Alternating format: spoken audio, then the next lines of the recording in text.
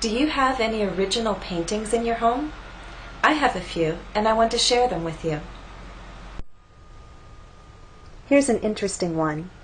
This painting was made by a student of mine. I like this painting because it has many different interpretations.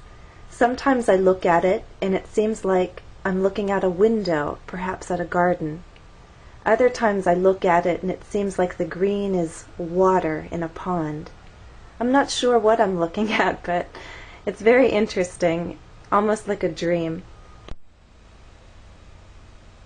Now this painting was given to me by a professional artist in Russia. We did some work together in Moscow, and on my birthday, she surprised me with this original painting. I really like the colors in this painting. Now this is a very special painting. It was done by my son. Now he's only 2 years old, but I think it shows a lot of potential, don't you? I like the bold colors. Did you listen closely as I talked about each painting? In each description of the painting, I used a passive sentence. In English, we can talk about passive and active sentences. In active sentences, someone performs an action. For example, my son made this painting.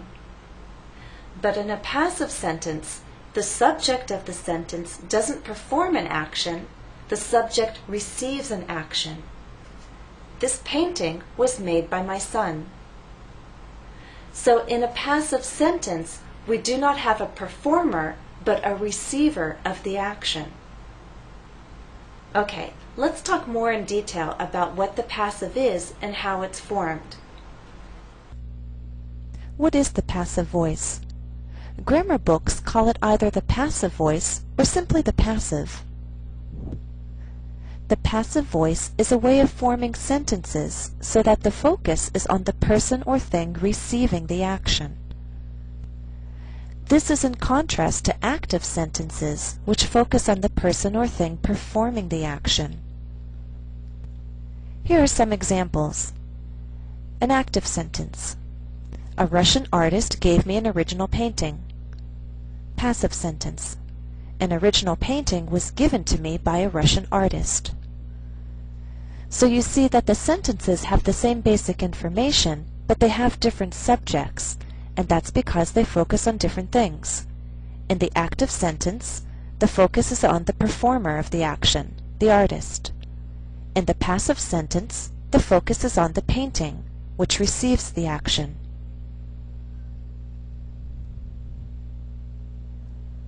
How is the passive formed? We use be plus the past participle. Original paintings are sold for lots of money. Here, the form of be is are, and the past participle of sell is sold. Are sold.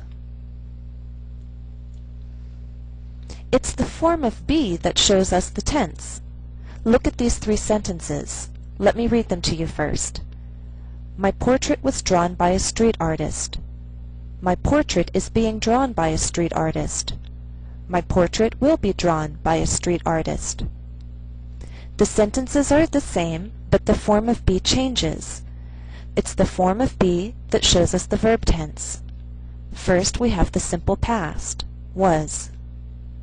Then we have the present progressive, is being. And then we have simple future, will be. The past participle remains the same.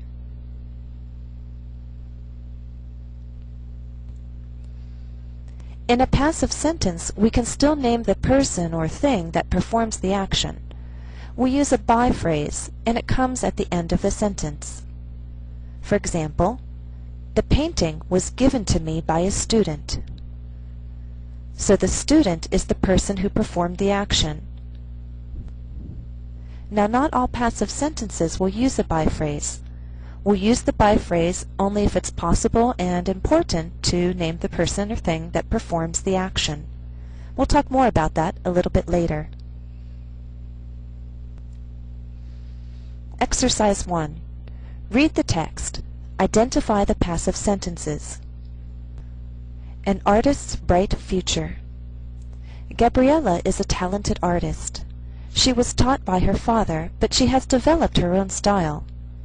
Her work is gaining attention in the art world, and one of her oil paintings was sold for over $500.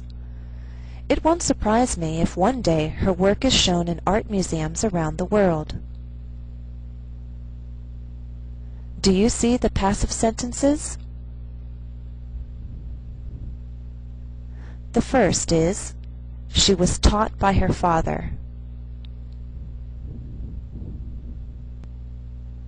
The second passive construction is in the middle of the paragraph. One of her oil paintings was sold for over $500. And the third example of a passive construction, her work is shown in art museums.